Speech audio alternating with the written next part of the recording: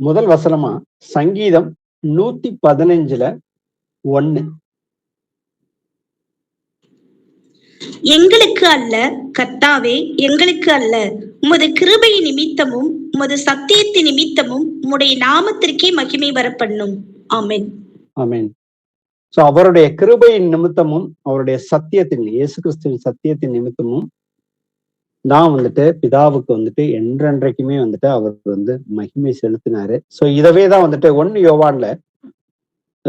யோவான் 1:14 வசனத்துல அந்த வார்த்தை மாம்சமாகி கிருபையினாலும் சத்தியத்தினாலும் நிறைந்தவராய் நமக்குள்ளே வாசம் பண்ணார். அவருடைய மகிமையை கண்டோம். அது பிதாவுக்கு ஒரே பேரானவருடைய மகிமைக்கு ஏற்ற மகிமையாக இருந்ததுன்னு வந்து பார்த்தோம். ஏன்னா இயேசு கிறிஸ்துவானவர் தான் வந்துட்டு பிதாவுக்கு அவர் வந்து பூமியில இருக்கிறப்ப அவருடைய கிருபையும் சத்தியத்தையும் வந்து கண்டோன்னு சொல்லி இங்க வந்து யோவான் வந்து எழுதியிருக்கிறாரு. அந்த மகிமை வந்துட்டு பிதாவுக்கு ஏற்ற மகிமையா இருந்தது. அப்ப மனுஷர்கள் எல்லோருமே நாம எல்லோருமே வந்துட்டு தேவனுடைய மகிமையை இழந்தவர்களாக இருந்தோம். ஆனா வந்துட்டு இங்க இயேசு கிறிஸ்து ஒருவரே வந்துட்டு பிதாவுக்கு ஏற்ற மகிமையா இருந்தார் அப்படிங்கிறத இங்க வந்து சாட்சி கொடுக்கிறாரு யோவான் வந்துட்டு. அப்ப நாம வந்துட்டு பிதாவுக்கு வந்துட்டு எப்பொழுதுமே வந்துட்டு மகிமை செலுத்துகிறவர்களா பிள்ளைகளாக இருப்பதற்காக தான் அவர் வந்துட்டு நமக்காக வந்துட்டு மரிச்சாரு, அடக்கம் பண்ணப்பட்டாரு, உயிரோடு எழுந்திருச்சு இன்னைக்கு பரலோகத்துல வீற்றிருக்கிறாரு. அவருடைய மரணத்தையும் உயிர்த்தெழுதலையும் நாம விசுவசிக்கிற ஒவ்வொருக்குள்ளாகவும் அவர் வந்து கர்த்தராகிய இயேசு கிறிஸ்துவே நமக்குள்ளாக பரிசுத்த ஆவியாக என்றென்றுமே இருந்து நம்மளை வந்துட்டு வழி நடத்துறாரு. சோ இதவே தான் வந்து இந்த வசனத்துல ஒரு சில வசனங்களை வாசிப்போம். யோவான் 15:8 வாசி. நீங்கள் மிகுந்த கனிகளை கொடுப்பதினால் என் பிதா மகிமைப்படுவார், எனக்கும் சீஷராய் இருப்பீர்கள். ஆமென். நாம எல்லோருமே வந்துட்டு நமக்கு அவர் வந்துட்டு அவருடைய கர்த்தருடைய ஆவியை பெற்றுக்கொண்டவர்கள் ஒவ்வொருவருமே கர்த்தராகி இயேசு கிறிஸ்துவின் நாமத்தினால ஞானஸ்தானம் எடுத்தவர்கள் அனைவருமே வந்துட்டு அவருக்கு வந்துட்டு மிகுந்த கனிகளை கொடுக்கணும். அப்படி கொடுப்பதனாலதான் வந்துட்டு நாம வந்து அவருடைய சீஷர்கள்ங்கிறதுக்கு வந்துட்டு சாட்சியாக இருப்போம் இந்த உலகத்துல. ஏன்னா நீங்கள் வந்து எல்லோருமே வந்துட்டு உப்பாகவும் ஒளியாகவும் இருக்கிறீங்க. எப்படி வந்து கர்த்தராகி இயேசு கிறிஸ்து நான் உப்பாகவும் ஒளியாகவும் இந்த உலகத்துல இருந்தேன்னா அதே போல நீங்களும் இருப்பீங்கன்னு சொல்லியிருக்காரு. அதனாலதான் நம்மளுடைய ஒவ்வொரு நடக்கைகளிலும் நாம வந்துட்டு பரிசுத்தமாக இருக்கணும் அப்படின்னு வந்து கர்த்தர் வந்து கட்டளையாவே நமக்கு வந்து கொடுத்திருக்கிறாரு. யோவான் 15:16 வாசி. நீங்கள் என்னை தெரிந்து கொள்ளவில்லை, நான் உங்களை தெரிந்து கொண்டேன். நீங்கள் என் நாமத்தினாலே பிதாவை கேட்டுக்கொள்வது எதுவோ அதை அவர் உங்களுக்கு கொடுக்கத்தக்கதாக நீங்கள் போய் கனி கொடுக்கும்படிக்கும் உங்கள் கனி நிலைத்திருக்கும்படிக்கும் நான் உங்களை ஏற்படுத்தினேன். ஆமென். நம்மளுடைய கனி வந்துட்டு நிலைத்திருக்கும்படிதான் வந்துட்டு கர்த்தர் வந்து நம்மளை வந்து ஏற்படுத்தி இருக்கிறாரு. எப்படி அவருடைய பரிசுத்த ஆவியை நமக்குள்ள வந்துட்டு அவர் வந்து கொடுத்திருக்காரு.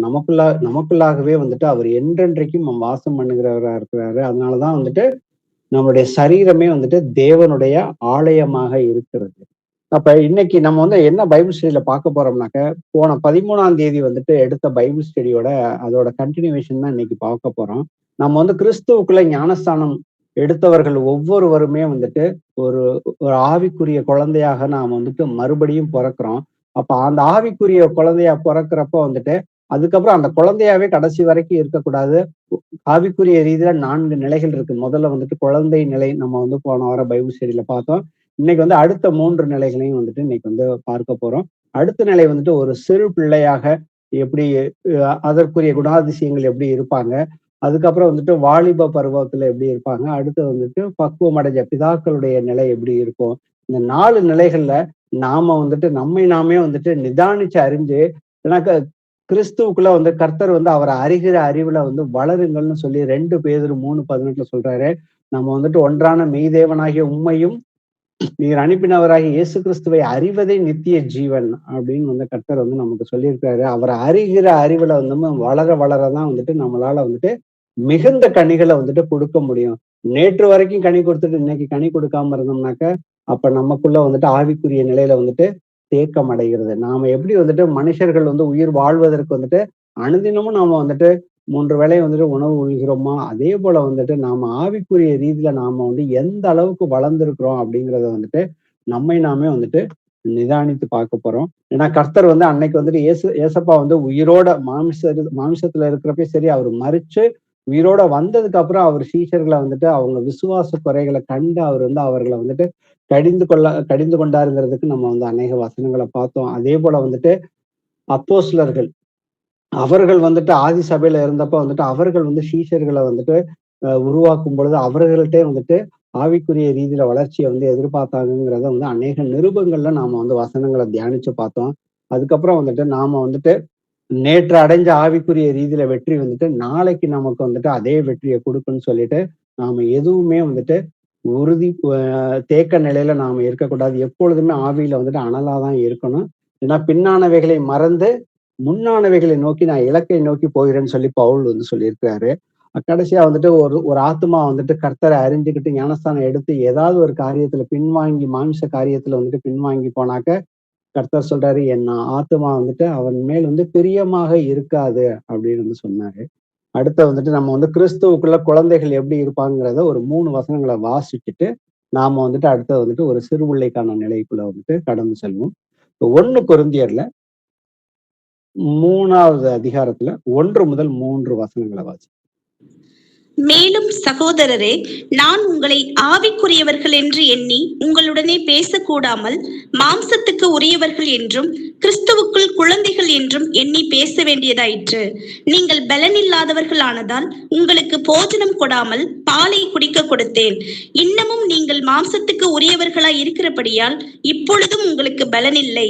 பொறாமையும் வாக்குவாதமும் பேதகங்களும் உங்களுக்குள் இருக்கிறபடியால் நீங்கள் மாம்சத்துக்கு உரியவர்களாய் இருந்து மனுஷ மார்க்கமாய் நடக்கிறீர்கள் அல்லவா? ஆமென்.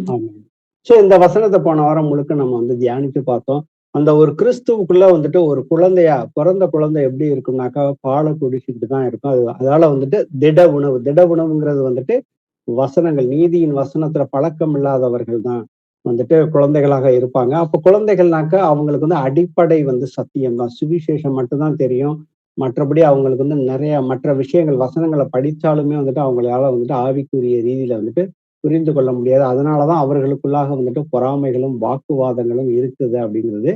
இதுல வந்துட்டு நீங்க வந்து மாம்சத்துக்குரியவர்களாக தான் இருக்கிறோம். நீங்க இன்னும் வந்துட்டு வளர்ச்சி அடையவே இல்லை. நீங்க ஞானஸ்தானம் எடுத்து எத்தனை வருஷமானாலும் சரி, இந்த மாதிரியான காரியங்கள் உங்களுக்குள்ள இருந்தாக நீங்க இன்னமும் கிறிஸ்துவுக்குள்ள குழந்தைகளாக இருக்கிறோம்னு சொல்லிதான் வந்துட்டு நம்ம வந்து போன வாரம் முழுக்க வந்துட்டு இதை வந்து பார்த்தோம்.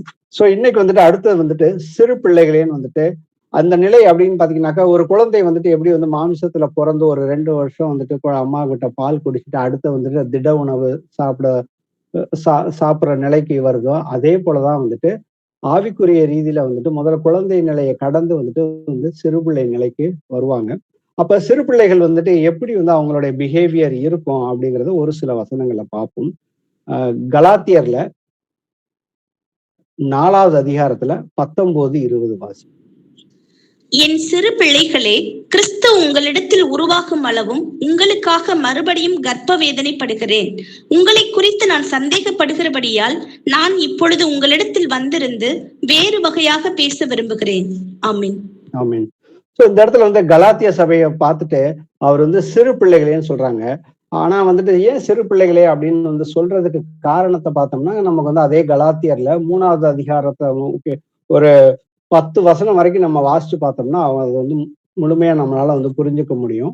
அப்ப அங்க என்ன நடக்குதுனாக்கா, அவங்க வந்துட்டு யூதர்களுடைய முதல்ல வந்து அவங்க வந்து ஆவிக்குரிய ரீதியில கர்த்தராகி இயேசு கிறிஸ்துவ வந்துட்டு ஆவியின் பிரகாரம் அவங்க வந்து விசுவாசித்து ஞானஸ்தானம் பெற்று அங்க வந்து பவுல் வந்துட்டு அவர்களுக்குள்ளேயே வந்து அநேக அற்புதங்களையும் அடையாளங்களையும் அவர் வந்து செய்யறாரு. அதுக்கப்புறம் அவங்க ஆவிக்குரிய ரீதியில வளர்ந்துகிட்டே வராங்க. பின்னாளில வந்துட்டு பவுல் வந்து அவங்கள விட்டு வேற ஒரு ஊருக்கு போனதுக்கு அப்புறம் அவங்க பின்னாளில வந்துட்டு யூதர்களோட வந்துட்டு அவங்க வந்து கலக்குறாங்க. அப்ப கலக்குறப்ப வந்துட்டு அவங்க வந்துட்டு யூத மார்க்கமா வந்துட்டு விருத்த சேதனம் பெற்று அவங்களுடைய பாரம்பரியத்தையும் வந்துட்டு அவர்கள் வந்துட்டு பின்பற்ற ஆரம்பிக்கிறாங்க. சோ இதை குறிச்சு வந்து கர்த்தர் பவுல் வந்துட்டு ரொம்ப வருத்தப்பட்டு எழுதியிருப்பாரு. முதல் வசனம் வாசிப்போங்க. கலாத்தியர்ல 3:1 வாசி. புத்தி இல்லாத கலாத்தியரே, நீங்கள் சத்தியத்திற்கு கீழ்ப்படியாமல் போகத்தக்கதாக உங்களை மயக்கினவன் யார்? இயேசு கிறிஸ்து சிலுவையில் அறையப்பட்டவராக உங்கள் கண்களுக்கு முன் பிரத்யட்சமாய் உங்களுக்குள்ளே வெளிப்படுத்தப்பட்டிருந்தாரே. ஆமென். ஆமென். சோ இங்க வந்துட்டு அதனாலதான் வந்துட்டு இந்த இடத்துல பவுல் வந்து ரொம்ப கடுமையான வார்த்தையை பயன்படுத்துறாரு. புத்தி இல்லாத கலாத்தியரின்னு சொல்லிட்டு அவங்கள வந்து திட்டுறாரு. அப்ப இந்த வசனத்துல இருந்து நம்ம வந்து ஒரு சில விஷயங்களை வந்துட்டு நம்மளால வந்து புரிஞ்சு கொள்ள முடியும். சிறு பிள்ளைகள் வந்து எப்படி இருப்பாங்கன்னாக்க, சிறு பிள்ளைகள் வந்து அவங்க வந்துட்டு அவங்கள சுற்றி இருக்கிறவர்களை வந்து பார்ப்பாங்க. அவங்க சுற்றி இருக்கிறவங்களுடைய தாக்கம் வந்து அவங்களுக்கு ஏற்பட்டு, அவங்க பேசுற மாதிரி, அவங்க சிரிக்கிற மாதிரி, அவங்க என்னென்ன காரியங்கள் செய்யறாங்களோ அதை உள்வாங்கி அதே மாதிரி வந்துட்டு இமிட்டேட் பண்ண பார்ப்பாங்க. அவங்க வந்து சிறு பிள்ளைகள் வந்து தங்களுடைய அடையாளத்தையே அவங்க வந்துட்டு மறந்துருவாங்க சில நேரத்துல. அதே போல வந்துட்டு அவங்களுக்கு வந்து எல்லா காரியங்களையும் மற்றவங்க என்ன சொல்றாங்களோ அது நல்லதோ கெட்டதோ அந்த அளவுக்கு அவங்க வந்து பகுத்து ஆராய்ஞ்சு பார்க்காம எல்லாத்துக்கும் தலையாட்டிட்டு, அதே போல தாங்க என்ன சிந்திக்கிறோமோ அதன்படியே வந்துட்டு அவங்க வந்துட்டு நடந்து கொள்வார்கள். அப்ப நம்ம வந்துட்டு நம்மை நாமே நம்ம வந்து நிதானிச்சு பார்க்கணும். நாமளும் அந்த மாதிரி வந்துட்டு மாம்சமான காரியங்கள்ல வந்துட்டு எங்கேயாவது வந்துட்டு கிறிஸ்து சத்தியத்துக்கு கீழ்ப்படியாம, சத்தியத்தை அறிஞ்சிருந்தும் வந்துட்டு நாம வந்துட்டு சில நேரங்கள்ல வந்துட்டு அதை விட்டு மறந்து போய் நம்மளுடைய அடையாளத்தை இழந்திருக்கிறோமாங்கிறத தான் வந்துட்டு நம்ம வந்து நிதானிச்சு பார்ப்போம். ஏன்னா வந்துட்டு இன்னைக்கு அநேக பாரம்பரியங்கள் இருக்குது. நாம அந்த பாரம்பரியத்துக்குள்ளதான் வளர்ந்து வந்திருக்கிறோம். இன்னமும் வந்துட்டு நாம வந்து பாரம்பரியத்துக்குள்ள வந்துட்டு மற்ற மனுஷர்களை பிரியப்படுத்துறதுக்காக வந்துட்டு நாம ஏதாவது காரியங்களை செய்யறோமா? ஏன்னா நாம வந்து கிறிஸ்துவுக்குள்ள வந்துட்டு உப்பாகவும் ஒளியாகவும் இருக்கணும். நம்மளுடைய அடையாளத்தை என்னைக்குமே வந்துட்டு நாம வந்து இழந்து போகக்கூடாது. எபேசியர்ல 4:14 வாசி. நாம் இனி குழந்தைகளாய் இராமல் மனுஷருடைய சூதும் வஞ்சிக்கிறதற்கு ஏதுவான தந்திரமும் உள்ள போதகமாக்கிய பலவித காற்றினாலே அலைகளைப் போல அடிபட்டு அலைகிறவர்களாய் இராமல். ஆமென். ஆமென். சோ இந்த இடத்துல வந்துட்டு நாம் வந்து இனி குழந்தைகளாய் இராமல் அப்படின்னு வந்துட்டு சொல்லியிருக்கிறாரு ஆக்சுவலா. அப்ப இது ஏன்னா இங்க வந்து குழந்தைகள்னாக்க நம்ம வந்துட்டு இந்த தமிழ்ல இப்படி இருக்குது. ஆனா இது இங்கிலீஷ் பைபிள்ல பார்த்தோம்னா லிட்டில் சில்ட்ரன் தான் வந்துட்டு அழகா நிறைய இடத்துல. ஏன்னா இங்கிலீஷ்ல வந்துட்டு குழந்தைகளுக்கு வந்து இன்ஃபன்ட்ஸ்னு வந்துட்டு சொல்லியிருக்கோம். அதே போல வந்துட்டு குழந்தைகள் இந்த இடத்துல சொல்லியிருக்க வசனங்கள் எல்லாம் எல்லாத்தையுமே சிறு பிள்ளைகள்னு சொல்ற இடத்துல எல்லாத்துலயுமே இங்க தமிழ்ல வந்து குழந்தைகள்னு தான் கொடுத்திருக்காங்க. ஆனா அது இங்கிலீஷ் டிரான்ஸ்லேஷன்ல பாத்தீங்கன்னாக்க லிட்டில் சில்ட்ரன் சொல்லி தான் வந்துட்டு மென்ஷன் பண்ணியிருப்பாங்க. நமக்குள்ள ஒரு குழப்பம் வர வேணாம் அப்படிங்கிறதுக்காக தான் அந்த இன்ஃபர்மேஷன் சொல்றேன். அப்ப இந்த இடத்துல வந்துட்டு நாம் இனி குழந்தைகளாக இராமல் மனுஷருடைய சூதும் வஞ்சிக்கிறதுக்கு ஏதுவான தந்திரமுள்ள போதகமாகிய பலவித காற்றினாலே அலைகளை போல அடிபட்டு அலைகிறவர்களாய் இராமல்னு சொல்லியிருக்கிறாரு. அப்ப சிறு குழந்தைகளை பாத்தீங்கன்னாக்க நாம வந்து ஆவிக்குரிய ரீதியில பிறந்து நம்ம வந்துட்டு வளர்ச்சி அடையிறப்ப 1 வருஷம் 2 வருஷம் அடையிறப்ப நமக்கு வந்துட்டு ஆவிக்குரிய ரீதியில வந்து சில காரியங்களை வந்து தெரிய முடியாத ஒரு தடுமாற்றமான நிலையில என்ன பண்ணோம்னாக்க நம்ம வந்துட்டு நிறைய போதகர்கள் வந்து இந்த காரியத்தை குறித்து என்ன சொல்லியிருக்காங்க, மற்றவர்கள் சொல்வதை கேட்டுட்டு நிறைய விதமான போதனைகளை கேட்டுட்டு நாம வந்துட்டு அடிப்படையான சத்தியங்களை வந்துட்டு மறக்கிறதுக்கு அநேக வாய்ப்புகள் இருக்குது. அதுக்காக தான் கர்த்தர் அதுக்கு முந்தின வசனத்தையும் நம்ம வந்து வாசிப்போம். அவர் சிலரை அப்போஸ்தலராகவும் சிலரை தீர்க்கதரிசிகளாகவும் சிலரை சுவிசேஷகராகவும் சிலரை மேய்ப்பராகவும் போதகராகவும் ஏற்படுத்தினார். ஆமென். சோ இந்த நம்ம வந்து கிறிஸ்துவுக்குள்ளாக பிறந்த ஒவ்வொருவருமே வந்துட்டு ஒவ்வொரு நிலைக்கும் இந்த 2 நிலை, இந்த சிறு பிறந்த குழந்தையாக இருக்கட்டும் இல்ல சிறு பிள்ளையா இருக்கட்டும், இவர்கள் எல்லாருமே வந்துட்டு சீர்பொருந்தி ஒரு பக்குவமான நிலைக்கு வரணும். அவங்க வந்து பூரண புருஷன் ஆகணுங்கிறதுக்காக தான் வந்துட்டு கர்த்தர் வந்துட்டு சபைகள்ல வந்துட்டு 5 வகையான ஊழியங்களை வந்து வச்சிருக்கிறாங்க. ஊழியக்காரங்களையும் வச்சிருக்கிறாங்க. ஒவ்வொருத்தருக்கும் ஒவ்வொரு வரங்களை கொடுத்து வச்சிருக்கிறாரு. சோ சபையை வழி நடத்துறவங்க மூலியமா வந்துட்டு அவர்களுடைய கனிகளால் நாம வந்துட்டு ஒவ்வொரு காரியங்களையும் வந்துட்டு நாம வந்து அறிந்து கொள்ளணும்னு வந்துட்டு இன்னைக்கு வந்து கர்த்தர் வந்து சொல்லியிருக்காரு. ஏன்னா வந்துட்டு கர்த்தர் நமக்கு வந்துட்டு மத்தேயு 7 இது எல்லாமே வந்துட்டு நமக்கு தெரிந்த வசனங்கள் தான். மத்தேயு 7ல வந்து 15 20 வரைக்கும் நீங்க வீட்டுல அப்புறம் வாசிச்சு பாத்தீங்கன்னாக்க, ஏன்னா இன்னைக்கு வந்து உங்களுக்குள்ளே வந்து கள்ள போதகர்களும் கள்ள தீர்க்கதரிசிகளும் இருப்பார்கள். அவர்களை வந்துட்டு நீங்க எப்படி அறிஞ்சுக்கணும்னாக்க அவர்களுடைய கனிகளினால அறிந்து கொள்ளணும்னு சொல்லியிருக்காரு. இன்னைக்கு வந்துட்டு நம்ம எந்த ஒரு தீர்க்க தரிசனமாகட்டும், எந்த ஒரு சத்தியத்தை யாரு வந்துட்டு சொன்னாலும் வந்துட்டு அது வந்து கேட்கலாம். அதுல ஒண்ணும் தவறு கிடையாது. ஆனா அது எல்லாமே வந்து சத்தியத்தின்படி 2 3 சாட்சிகளோட உறுதிப்பட்டு வசனத்தின்படி உறுதிப்பட்டு இருக்குதா அப்படிங்கிறத வந்துட்டு நம்ம ஆராய்ச்சி பண்ணி பார்க்கணும். ஆராய்ச்சி பண்ணி பார்த்தா மட்டுமே தான் வந்துட்டு நித்திய ஜீவனுக்குள்ள போக முடியும்னு வந்துட்டு கர்த்தர் வந்துட்டு யோவான் 5:39 நமக்கு வந்து தெளிவாவே கட்டளையாவே வந்துட்டு கர்த்தர் வந்து கொடுத்திருக்கிறாரு. அப்ப நம்ம ஆவிக்குரிய ரீதியில வளரணும்னாக்க இந்த வந்துட்டு 5 வகையான ஊழியங்கள். அதனால சில பேர் வந்துட்டு நான் வந்து கர்த்தராகிய இயேசு கிறிஸ்துவின் நாமத்தினால வந்து ஞானஸ்தானம் பெற்றுக்கிட்டேன், நான் வந்து எந்த சபைக்கும் போகல, நான் வந்துட்டு நான் வீட்டுல இருந்தே வந்துட்டு நான் வந்துட்டு நான் ஜெபம் பண்ணிக்கிறேன் அப்படின்னு வந்து சொல்லிட்டு சில பேர் வந்துட்டு யாரோடையுமே வந்து தொடர்புல இருப்பாங்க. ஆனா கர்த்தர் வந்துட்டு அவர் வந்துட்டு பூமியில இருக்கிறப்ப அவர் வந்து ஊழியங்களை வந்து ஒவ்வொரு சீஷர்களையும் வந்து 70 சீஷர்களை பிரிச்சு 2 பேரா வந்து தான் ஊழியத்துக்கு அனுப்புனாரு. அவங்கள எல்லாத்தையுமே ஒன்று கூடி தான் வந்துட்டு அவர்களுக்கு வந்து அநேக விஷயங்களை வந்து தனிப்பட்ட முறையில வந்துட்டு சபையா தான் வந்து கத்துக் கொடுத்தாரு. அப்ப நாம வந்துட்டு சபை கூடுதலை வந்துட்டு விட்டு விடக்கூடாது. ஏன்னா சில நேரங்கள்ல வந்து நான் வந்து வீட்டுல தனியா இருந்து நானே ஜெபம் பண்ணிக்கிறேன் அப்படின்னு சொல்லி இருக்கிறப்ப, அப்ப சில நேரத்துல வந்துட்டு நம்ம வந்து ஆவிக்குரிய ரீதியில நாம வந்துட்டு சோர்ந்து போகிறப்ப, இல்ல ஒரு வியாதிப்பட்டு போயிருந்தாலும் வந்து கர்த்தர் வந்துட்டு சபையோட ஐக்கியத்துல இருந்தோம்னா என்ன எப்படி நீங்க எல்லாம் இருக்கணும் அப்படிங்கிறத வந்துட்டு யாக்கோபுல 5, 14, 15, 16 வாசிப்போம். யாக்கோபு. உங்களில் ஒருவன் வியாதிப்பட்டால் அவன் சபையின் மூப்பர்களை வரவழைப்பானாக. அவர்கள் கர்த்தருடைய நாமத்தினாலே அவனுக்கு எண்ணெய் பூசி அவனுக்காக ஜெபம் பண்ண கடவர்கள். அப்பொழுது விசுவாசமுள்ள ஜெபம் பிணியாளியை ரட்சிக்கும். கர்த்தர் அவனை எழுப்புவார். அவன் பாவம் செய்தவனானால் அது அவனுக்கு மன்னிக்கப்படும். நீங்கள் சொஸ்தமடையும்படிக்கு உங்கள் குற்றங்களை ஒருவருக்கொருவர் அறிக்கையிட்டு ஒருவருக்காக ஒருவர் ஜெபம் பண்ணுங்கள். நீதிமான் செய்யும் ஊக்கமான வேண்டுதல் மிகவும் பலனுள்ளதா இருக்கிறது. ஆமென். ஆமென். சோ இந்த இடத்துல இந்த வசனங்களை நம்ம படிச்சாலே நமக்கு புரியும். நம்ம வந்து சபைக்குள்ள வந்துட்டு சபை ஐக்கியத்தோட இருக்கிறப்ப நமக்குள்ள யாராவது ஒருவர் வந்து விசுவாசத்துல சோர்ந்து இருக்கிறப்ப ஒரு வியாதியோ வந்துச்சுனாலும் வந்துட்டு அவங்க வந்துட்டு மூப்பர்களை அலைங்க. அவங்களுடைய ஊக்கமான ஜெபம் வந்துட்டு கண்டிப்பா வந்துட்டு பிணியாளியை ரட்சிக்கும் அப்படின்னு சொல்லிட்டு நமக்கு வந்துட்டு நிறைய அடிப்படையான ஸ்டெப்ஸ் நம்ம வந்துட்டு நம்ம பிரச்சனைகளுக்குள்ள இருந்து நம்ம வந்து சாத்தானின் கட்டுக்குள்ள இருந்து சில நேரங்கள்ல வந்துட்டு விடுதலை ஆகிறதுக்கான வழிமுறைகளை வந்துட்டு கர்த்தர் வந்து இங்க கத்துக் கொடுத்திருக்காரு. அப்ப நாம வந்து ஒரு முதிர்ச்சி அடைகிற வரைக்கும் வந்துட்டு நம்ம வந்துட்டு சபையோட வந்துட்டு நாம வந்து ஒருங்கிணைந்து இருக்கிறப்ப வந்துட்டு நாம வந்து கர்த்தருக்கு வந்துட்டு இன்னும் அதிகமாக ஊழியங்களை செய்ய முடியும். அப்போ ஊழியங்களை நாம செய்யறப்ப வந்துட்டு அங்க வந்து சபை கூடி வரதுலயே வந்துட்டு அன்புக்கும் நற்கிரிகளுக்கும் நாம ஏவப்படுவதற்குன்னு சொல்லி இருக்கிறப்ப அப்ப நாம வந்துட்டு வளர்வதற்கு வந்துட்டு சபை வந்துட்டு ஒரு ஒரு ஒரு முக்கியமான ஒரு பெரிய பங்கு இருக்குது. நம்ம வந்துட்டு ஏதாவது ஒரு சபைனாக்க கர்த்தராகிய இயேசு கிறிஸ்துவின் நாமத்தினால கர்த்தர் அங்கீகரிக்கப்பட்ட ஒரே சபை வந்துட்டு வீட்டு சபை தான். சத்தியத்தின்படி பார்த்தோம்னா அதுக்கு நமக்கு அநேக சாட்சி வசனங்கள் வந்து நிருபங்கள்ல இருக்குது. அந்த சபையோட தான் நாம வந்துட்டு நம்மளுடைய ஐக்கியம் வந்து இருக்கணும். அதுவும் வந்துட்டு அவங்க எல்லாருமே வந்து வசனத்தின்படி நடக்கிறவர்களாக கவனித்து பார்க்கணும். ஆவிக்குரியதை வந்துட்டு ஆவிக்குரியதோட சம்பந்தப்படுத்தி எல்லா காரியங்களையும் வந்துட்டு நிதானிக்கிறவர்களாக இருக்கிறாங்களாங்கிறதையும் குறித்து நம்ம வந்து கவனிச்சு பார்க்கணும். அடுத்தது வந்துட்டு சிறு பிள்ளைகள் வந்து எப்படி இருப்பாங்கிறத இன்னும் கவனிச்சு பார்ப்போம். 1 கொரிந்தியர்ல 13, 11.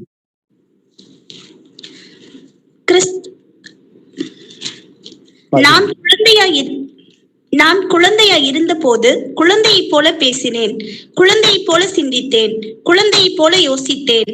நான் புருஷனான போதோ குழந்தைக்கு ஏற்றவைகளை ஒழித்து விட்டேன். ஆமென். ஆமென்.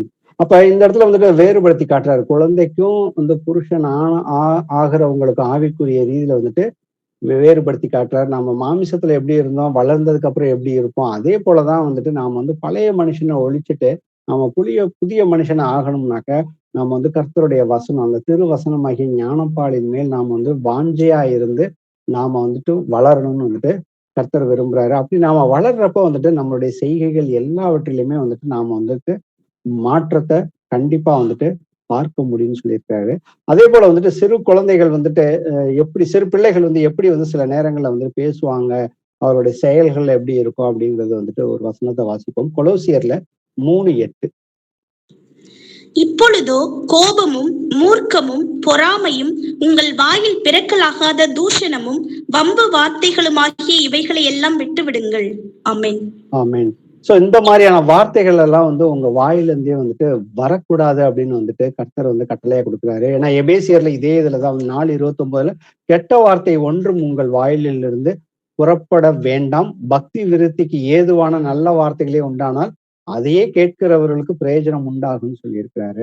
அப்ப நான் வந்துட்டு பழைய மனுஷனா இருந்தப்ப இந்த மாதிரியான காரியங்கள்ல பொறாமை என்கிட்ட இருக்குது. நான் பேசுற வார்த்தைகள்ல வந்துட்டு சில நேரத்துல பேசுற வார்த்தைகள் வந்துட்டு விஷம் மாதிரி மற்றவர்களுக்குள்ளாக வந்துட்டு அவங்க இருதயத்தை குத்தி மற்றவர்களை சோர்வடைய செய்யற மாதிரியான வார்த்தைகள்லாம் நாம வந்து பயன்படுத்திருப்போம். அந்த மாதிரியான எந்த வார்த்தைகளையும் நீங்க வந்துட்டு பயன்படுத்தவே கூடாதுன்னு வந்து கர்த்தர் வந்து சொல்லியிருக்கிறாரு. அதே போல வந்துட்டு அந்த குழந்தை நிலையில இருக்கிறவங்களால வந்துட்டு வசனத்தின்படி யாராவது வந்துட்டு அவர்களுடைய பிரச்சனைகளுக்கு வந்துட்டு உபதேசம் பண்ணாக்கா, அத வந்து அவங்களால வந்துட்டு ஆவிக்குரிய ரீதியில வந்துட்டு புரிஞ்சு கொள்ளாம வந்துட்டு, அவங்க வந்து தவறான மாம்சத்துக்குரிய ரீதியிலே எடுத்துக்கிட்டு, தனிப்பட்ட முறையில வந்துட்டு அவங்க மேல வந்துட்டு அ ஏதாவது வந்து ஒரு பைபிள் ஸ்டடில வந்துட்டு சில காரியங்கள குறித்து ஆவியானவர் பேசுறப்ப, இந்த பைபிள் ஸ்டடி இவங்க எனக்காகவே பர்ப்பஸாவே எனக்காகவே எடுக்குறாங்க அப்படின்னு சொல்ற காரியங்கள நம்ம வந்து சபைகள்லயும் வந்துட்டு பார்க்கிறோம். அப்ப அந்த குழந்தையா இருக்கிறவங்க, அந்த சிறு பிள்ளையா இருக்கிறவங்க இவங்களால வந்துட்டு ஆவிக்குரியத வந்துட்டு அவங்க வந்து பகுத்து ஆராய தெரியாம இருக்கிறதுனால தான் வந்துட்டு இவ்வளவு பிரச்சனை வருது. அதுக்காக வந்து நாம வந்துட்டு அ நாம வந்து அந்த மாரியான ஒரு நிலையில இருந்தோம்னாக்க, நமக்கு வந்து ஒரே வழி வந்து நம்ம வந்து பூரண புருஷன் ஆகணும்னாக்கா, அடுத்த நிலையில எப்படி இருக்கிறதையும் கொஞ்சம் குறிச்சு பார்ப்போம். அப்ப நம்ம பூரண புருஷன் ஆகுறதுக்கு வந்துட்டு வசனங்கள வந்துட்டு நாம வந்துட்டு எந்த அளவுக்கு வந்துட்டு வாசிச்சு, அத வந்து பகுத்து ஆராய்ஞ்சு நம்மளுடைய ஒவ்வொரு பிரச்சனைகளுக்கும் நாம வந்துட்டு எப்படி விடுதலை ஆக முடியும்? ஏன்னா கர்த்தர் சில நெறைய வாக்குத்தத்தங்கள் குடுத்திருக்கிறாரு. அப்ப அந்த ஒவ்வொரு வாக்குத்தத்தத்துக்கும் வந்து கண்டிஷன் இருக்குது. எனக்கு வந்துட்டு இந்த பிரச்சனை வருது. அப்ப நான் வந்து எந்த கர்த்தர் சொன்ன அந்த வார்த்தையின்படி நான் ஏன் இன்னும் நடக்காம இருக்கிறேன்? அப்படிங்கிறத நம்ம நம்ம நிதானிச்சு வந்து பார்க்கிறப்ப வந்துட்டு, நம்ம வந்து எல்லா காரியங்கள்ல இருந்தும் விடுதலை ஆக முடியும். ஒவ்வொரு நிலையிலயும் நம்ம வந்து ஒரு ஒரு சிறு பிள்ளை நிலையிலிருந்து அடுத்தது வாலிப நிலைக்கு போகிறது எப்படிங்கிறதையும் நாம போக முடியும். கண்டிப்பா. ஏன்னா கர்த்தரால தேவனால கூடாத காரியம் ஒன்றுமே இல்லை. ஆனா அது எல்லாத்தையுமே வந்துட்டு நம்ம கையில குடுத்துட்டாரு. ஏன்னா ஏன்னா அவரு தான் நமக்குள்ள வந்து வாசம் பண்ணுகிறார். ஏன்னா வந்துட்டு ஆவி என்றைக்கும் வந்துட்டு அது வந்து புதிதாக்கப்பட்டது. நம்மளுடைய ஆத்துமா வந்துட்டு அதற்கு வந்துட்டு நன்மை தீமையை அறிந்து நம்மளுடைய சரீரத்த ஒடுக்கி நாம வந்துட்டு கர்த்தருடைய வார்த்தைக்கு கீழ்ப்படியிறப்ப எல்லாமே வந்துட்டு கூடும்னு வந்து சொல்லியிருக்கிறாரு. 1 கொரிந்தியர்ல 14:20 வாசிப்போம். சகோதரரே, நீங்கள் புத்தியிலே குழந்தைகளாய் இராதேயுங்கள், துர்க்குணத்திலே குழந்தைகளாயும் புத்தியிலோ தேறினவர்களாயும் இருங்கள். ஆமென். ஆமென். சோ அவர் வந்துட்டு நம்மள வந்து குழந்தைகளா சிறு பிள்ளைகள் எல்லோருமே வந்துட்டு வந்துட்டு இன்னமும் வந்துட்டு குழந்தைகளாகவே இருக்காதீங்க. நீங்க வந்து தேறினவர்களாக இருக்கணும்னு சொல்லியிருக்கிறாரு. அந்த தேறினவர்கள் நம்ம வந்து சில காரியங்கள வந்து நம்ம வந்து இன்னும் வளர்ச்சி அடையாம ஆவிக்குரிய ரீதியில இருக்கிறோம்னாக்க, கொலோசியர் 2:3 சொல்லுது, அவருக்குள் கிறிஸ்துவுக்குள் ஞானம், அறிவு என்பவைகளாகிய பொக்கிஷங்கள் எல்லாம் அடங்கி இருக்குது.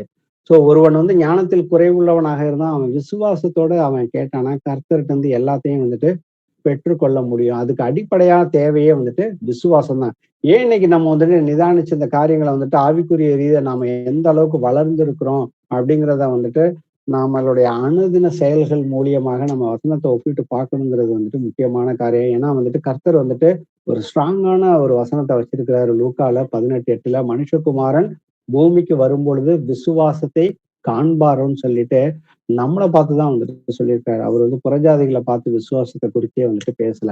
அப்ப நம்ம அந்த அளவுக்கு வந்துட்டு விசுவாசம் ஏன்னா கர்த்தர் வந்துட்டு தன்னுடைய சீஷர்களை வந்துட்டு மாம்சத்திலயும் சரி, அவர் வந்து உயிரோட வந்ததுக்கு அப்புறம் கடிந்து கொண்டது எல்லாமே வந்துட்டு அவர்கள் வந்து விசுவாசத்துல தடுமாற்றம் அடைஞ்சப்பதான் வந்துட்டு அவர் வந்துட்டு எல்லா நேரத்திலயும் அவர்களை வந்து கடிந்து கொண்டார். ஏன்னா நாம வந்து விசுவாசத்தை எக்காரணத்தை கொண்டு விட்டு விடக்கூடாது. நமக்கு வந்து இந்த உலகத்துல வந்து அநேக உபத்திரவங்கள் உண்டுன்னு வந்து கர்த்தர் சொல்லியிருக்கிறாரு. அதை எல்லாத்தையுமே வந்துட்டு தேவனுடைய வசனத்தினாலே மனுஷன் வந்து அப்பத்தினால் மாத்திரமல்ல தேவனுடைய ஒவ்வொரு வார்த்தையினாலும் வந்துட்டு பிழைப்பான்னு வந்து கர்த்தர் சொல்லியிருக்கிறாரு. அப்ப அந்த வார்த்தையை வந்துட்டு நாம வந்துட்டு எளிதா வந்துட்டு அது ஒரு ஒரு வார்த்தை தானே அப்படின்னு சொல்லிட்டு நம்ம வந்துட்டு நம்ம அநேக புஸ்தகங்களை படிக்கிற மாதிரி அதுவும் ஒரு வார்த்தை தான் கடந்து போகாம தேவன் தான் அந்த வார்த்தை தான் வந்துட்டு மாம்சமானது அப்படிங்கிறத நாம உணர்ந்து நாம சத்திய வார்த்தைகளை படிக்கிறப்ப வந்து தேவன் வந்து என் கூட பேசுறாரு, எங்க அப்பா என் கூட பேசுறாருங்கிறத வந்துட்டு அந்த உணர்வு எப்பொழுதுமே நமக்கு இருக்கணும். ஏன்னா வந்துட்டு ரோமர்ல 3வது அதிகாரத்துல பாத்தீங்கன்னாக்கா உணர்வு உள்ளவன் ஒருவனுமே இல்லைன்னு வந்து கர்த்தர் வந்து சொல்லி இருக்கிறாரு ஆக்சுவலா.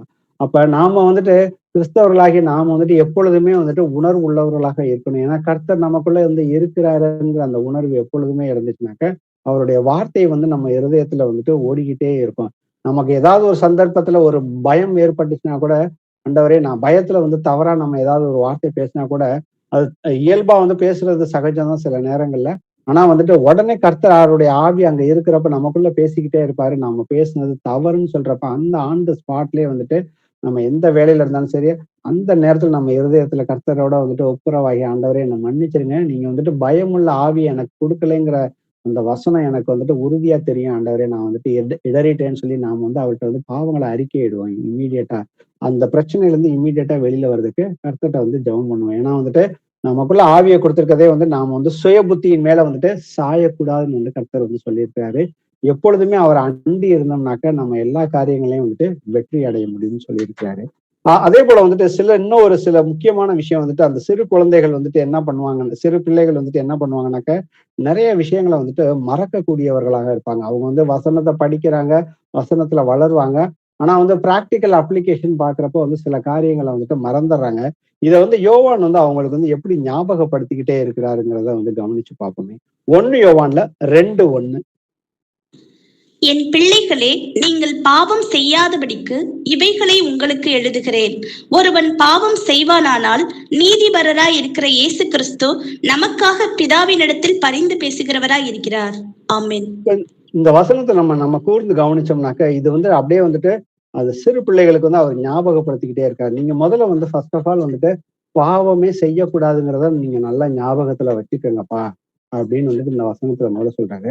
அப்படியே நீங்க வந்துட்டு பாவம் செஞ்சுட்டீங்கனாலுமே வந்துட்டு நாம வந்துட்டு பாவம் செஞ்சோம்னாக்கா நமக்கு வந்து கர்த்தர்ட்ட வந்துட்டு நாம வந்து மனம் மாறி போறப்போ வந்துட்டு அவர் நமக்காக வந்துட்டு பிதாவுகிட்ட வந்து பரிந்து பேசுகிறவராக இருக்கிறார். எப்படின்னாக்க நம்ம வந்து பாவங்களை அறிக்கையிட்டோம்னாக்கா அவருடைய இரத்தம் சகல பாவங்களையுமே வந்துட்டு சுத்திகரிக்கும்னு சொல்லி 1 யோவான்ல அதிகாரத்துல நம்ம கடைசி 4 வசனங்களை வாசிச்சு பார்த்தோம்னா நமக்கு வந்து தெளிவா இருக்கும். இதை வந்துட்டு இந்த சிறு பிள்ளைகள் வந்து மறந்து போயிடுறாங்கிறதுக்காக வந்துட்டு மறுபடியும் வந்து ஏன்னா நாம வந்துட்டு நம்ம சபையில இருக்கிறப்போ வந்துட்டு நாம சில நேரங்கள்ல வந்து முதிர்ச்சி அடைஞ்சவர்கள் இல்ல வாலிப பருவத்துல இருக்கிறவங்க வந்துட்டு மற்றவர்களுக்கு கைட் பண்றதுக்காக தான் வந்துட்டு கர்த்தர் வந்து இந்த வசனங்களை கொடுத்திருக்கிறாரு. ஏன்னா சில பேர் வந்து பிசாசானவன் வந்துட்டு அவங்கள வந்துட்டு சில பாவங்களை ரொட்டீனா செய்யறப்போ வந்துட்டு அது வந்துட்டு அவங்க வந்துட்டு ஒரு குற்ற உணர்ச்சிக்குள்ள போயிடுவாங்க.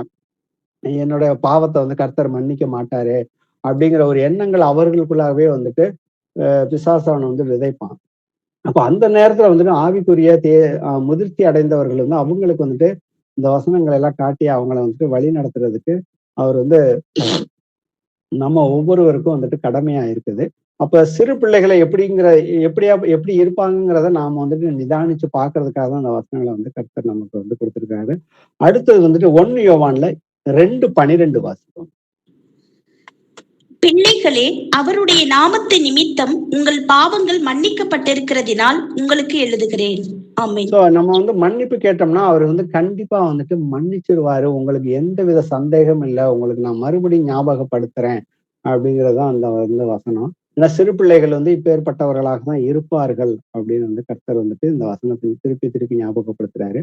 அடுத்தது 1 யோவான்ல 2:18 வாசிப்போம்.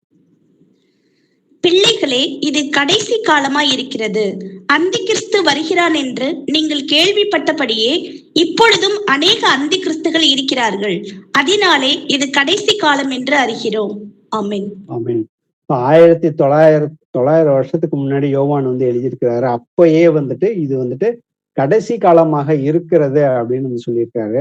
ஆனா வந்துட்டு அந்த கடைசி காலத்துலதான் அந்தி கிறிஸ்து வருவான்னு நீங்க நினைச்சுக்கிட்டு இருக்கீங்க. ஆனா வந்துட்டு எல்லா காலத்திலயும் வந்து அந்தி கிறிஸ்து இருக்கிறார்கள் அப்படின்னு வந்துட்டு உங்களுக்கு நான் ஞாபகப்படுத்த வேண்டியதாக இருக்கிறது அப்படின்னு சொல்லிட்டு அவர் மறுபடியும் வந்துட்டு அந்த சிறு பிள்ளைகளுக்கு வந்துட்டு ஏன்னா வந்துட்டு அவர்கள் வந்து பலவிதமான அந்நிய போதனைகள்ல வந்துட்டு அலைப்புண்டு தெரிகிறார்கள். அவர்கள் வந்துட்டு யார் எது சொன்னாலுமே வந்துட்டு நம்பிடுறாங்க. அவங்க வந்துட்டு ஏன்னா அந்த அளவுக்கு வந்துட்டு அவங்க வந்து ஆவிக்குரிய ரீதியில வந்துட்டு திட உணவு என்ன சாப்பிட ஆரம்பிச்சா திட உணவுனாக்க ஆவிக்குரியவைகளை வந்துட்டு ஆவிக்குரியவைகளோட வந்துட்டு ஒன்றோட ஒன்று ஒப்பிட்டு நாம வந்துட்டு வசனங்களை ஆராய்ச்சி பண்ணி பார்த்து சாட்சிகளோட கை கொள்ளணும். அந்த விஷயங்களை எல்லாத்தையுமே அவங்க மறந்துடுறதுனால இதை மறுபடியும் இந்த விஷயங்களை வந்துட்டு ஞாபகப்படுத்திக்கிட்டே இருக்கிறாங்க. ஏன்னா வந்துட்டு சிறு பிள்ளைகள் வந்து மற்றவர்களால வந்துட்டு எளிமையாக வந்துட்டு அவர்கள் வந்துட்டு அவர்களுடைய மற்றவர்களுடைய செயல்பாடுகள் வந்துட்டு ஆவிக்குரிய ரீதியில இருக்குதா இல்லையாங்கிறத வந்துட்டு புரிந்து கொள்ளாமல அவர்களால ஈர்க்கப்படுவார்கள்.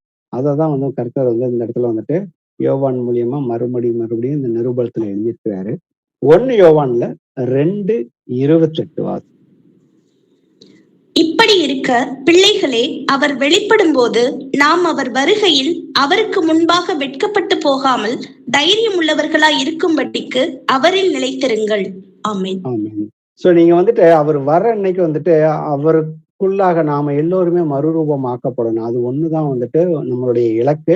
அப்ப அப்படி இருக்கணும்னாக்க நீங்க வந்து அவருக்குள்ளாக வந்துட்டு என்னைக்குமே வந்துட்டு நிலைச்சு நிக்கணும்னு சொல்லி திருப்பி வந்து இந்த இடத்துல வந்து நிலைத்திருங்கள் அப்படின்னு வந்து சொல்றாரு.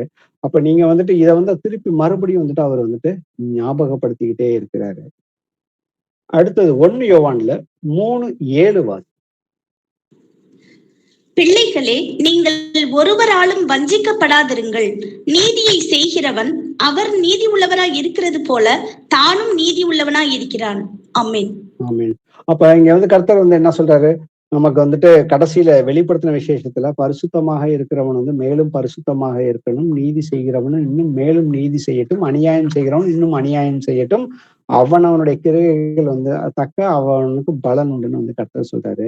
சோ இதே மாதிரிதான் வந்துட்டு இந்த சிறு பிள்ளைகளுக்கு வந்துட்டு நீங்க யாராலுமே வந்துட்டு ஏமாத்தப்படாம இருங்கப்பா அப்படின்னு வந்துட்டு திருப்பி இங்க வந்து ஞாபகப்படுத்திட்டு நீங்க வந்துட்டு நீதியை செய்யுங்கள் அப்படின்னு சொல்லிட்டு அவர் மறுபடியும் இந்த வசனத்தின் மூலியமா ஞாபகப்படுத்துறாரு. அடுத்து வந்துட்டு 1 யோவான்ல 3:18-19